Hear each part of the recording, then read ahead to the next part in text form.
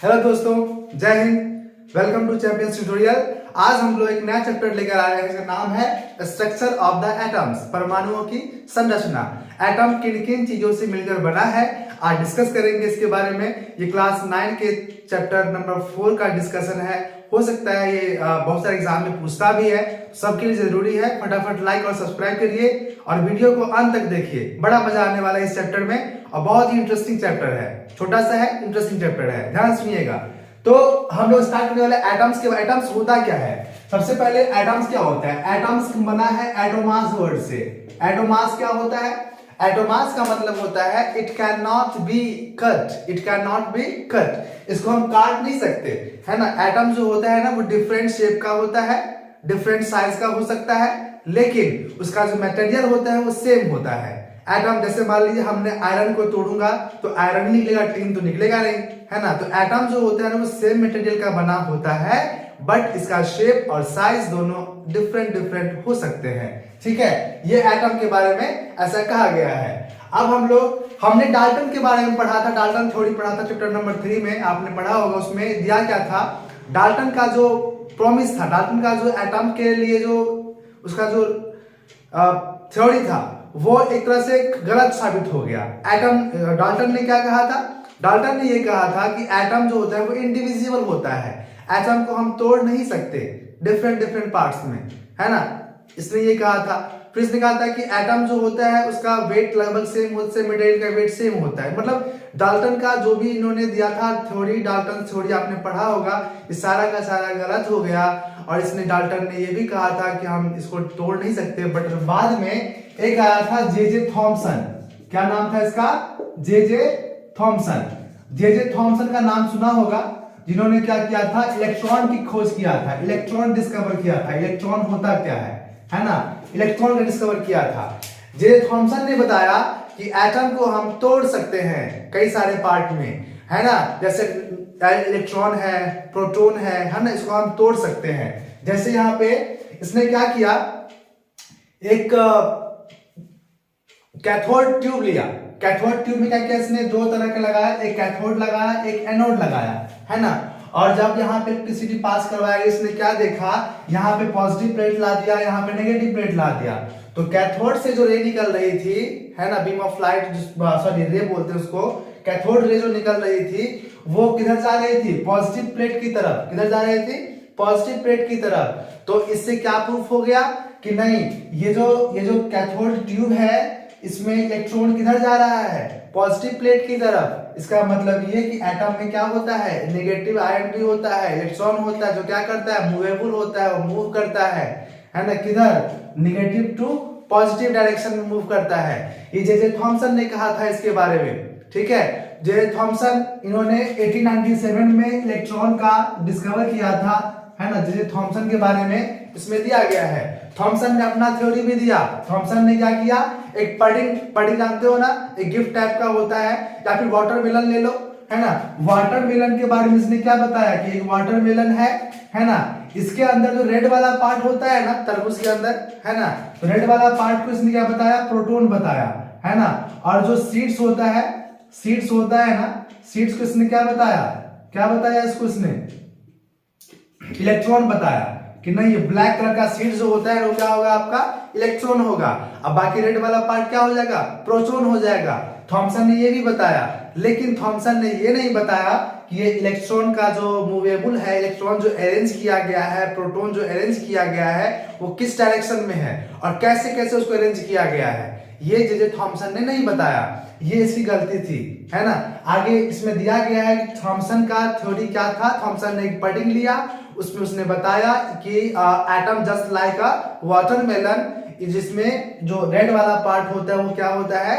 वो प्रोटॉन होता है, और इलेक्ट्रॉन जो होता है वो हमारा क्या होता है? सीड्स ब्लैक वाला पार्ट होता है। मतलब इससे कहने का मतलब ये था कि एटम में इलेक्ट्रॉन प्रोटॉन दोनों आपस में इक्वल तरीके से बिखरे हुए होते हैं, है ना। ये किस तरह से अरेंज होता है ये जे थॉमसन ने नहीं बताया था। तो इस तरह से जे थॉमसन का थ्योरी आया था। और थॉमसन के बाद आया था गोल्डस्टीन। गोल्डस्टीन ने क्या किया, है ना, ई गोल्डस्टीन बोलते हैं इसका पूरा नाम, है ना, ई गोल्डस्टीन। इन्होंने क्या किया? प्रोटॉन की खोज किया। प्रोटॉन पॉजिटिव चार्ज वाला होता है, इलेक्ट्रॉन नेगेटिव चार्ज वाला होता है। तो इसे कैसे मालूम चला कि ये पॉजिटिव चार्ज वाला आयन है?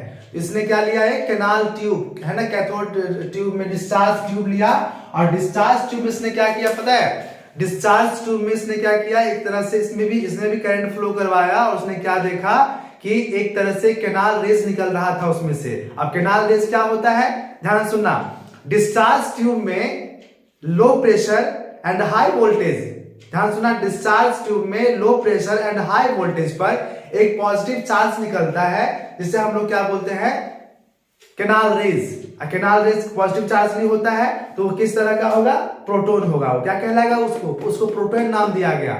मतलब गोल्डस्टीन ने क्या किया, एक ट्यूब में, एक डिस्चार्ज ट्यूब में एक उसने क्या किया, डिस्चार्ज ट्यूब में करंट फ्लो करवाया इस तरह से। उसने क्या देखा कि उससे कैनाल रेज निकल रहा है जो पॉजिटिवली चार्ज्ड है ना, at low pressure and high voltage पर, उसे क्या बोला गया, प्रोटॉन बोला गया। ठीक है, तो क्या बोलोगे, uh positively charge ions are produced in canal tube, है ना, कैनाल डिस्चार्ज ट्यूब, है ना, at low pressure and high voltage is called canal rays. और इसी को क्या नाम दिया गया, प्रोटॉन नाम दिया गया, जो पॉजिटिवली चार्ज था। ठीक है, ये गोल्डस्टीन ने प्रोटॉन का डिस्कवर किया था। तो आपने यहाँ दो चीज समझा, जे थॉमसन ने क्या किया था, इलेक्ट्रॉन का डिस्कवर किया था, है ना, और गोल्डस्टीन ने क्या किया था, प्रोटॉन का डिस्कवर किया था, जो पॉजिटिवली चार्ज आयन था।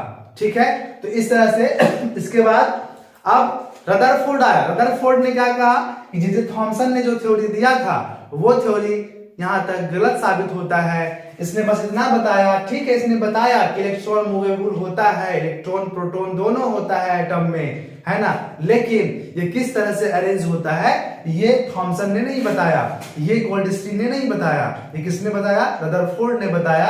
तो रदरफोर्ड के बारे में चलते हैं। रदरफोर्ड ने एक्सपेरिमेंट किया। रदरफोर्ड ने क्या किया, एक एक्सपेरिमेंट किया। ठीक है, रदरफोर्ड एक्सपेरिमेंट, इसने क्या एक्सपेरिमेंट किया बच्चों, ध्यान सुनिएगा। तो इसने क्या एक्सपेरिमेंट किया कि इसने गोल्ड फॉइल लिया, बहुत सारा, है ना, बहुत सारा गोल्ड फॉइल लिया, सोने की छोटी सी पत्ती टाइप का हो सकता है, आप जो कह सकते हो, है ना, इस तरह से गोल्ड फॉइल लिया, है ना। ये न्यूक्लियस है सबका, ये क्या है, बीच में क्या होता है, न्यूक्लियस होता है। हर एटम में क्या होता है, न्यूक्लियस होता है, बीच वाला पार्ट कुछ ना कुछ तो पार्ट होगा ना, न्यूक्लियस होता है। इसमें क्या किया गया, अल्फा रे का बम्बार्डिंग करवाया गया, है ना, रदरफोर्ड के द्वारा। जब अल्फा रे इस पे बम्बार्डिंग करवाया गया, तो उसने क्या देखा कि अल्फा रे जो होता है, जो अल्फा रे सेंटर से नहीं गुजर रहा है, वो सीधे यहां से वापस गुजर रहा होता है। जो इससे नहीं गुजर, वो वापस गुजर रहा होता है, सीधा ट्यूब से बाहर जा रहा होता है ना। इसने ये एक्सपेरिमेंट किया।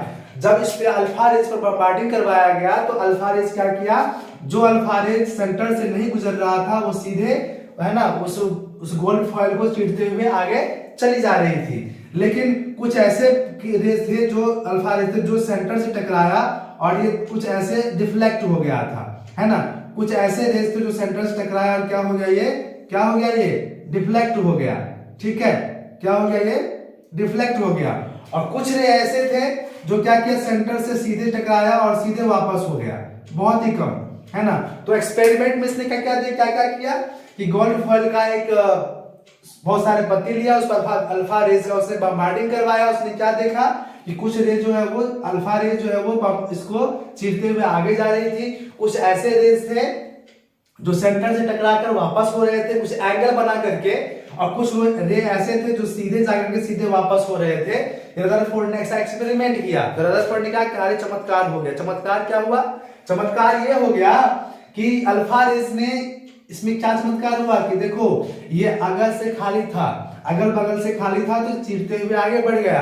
लेकिन बीच में कुछ तो है, बीच में कुछ ना कुछ तो है, जिससे क्या हुआ, ये टकरा करके वापस अपने ही डायरेक्शन में कुछ एंगल बनाते हुए वापस हो गया। कुछ ऐसे थे जो 180 डिग्री पे ही वापस हो गया, है ना। तो कुछ तो रीजन है, बीच में क्या है, तो पांच चला भाई, बीच में क्या है, न्यूक्लियस है, बीच में क्या है, न्यूक्लियस है। तो न्यूक्लियस का जो एटम, का जो इसका वेट, इसका जो रेडियस था, वो एटम से 10 to the power 5 times small था, है ना, किससे, एटम से।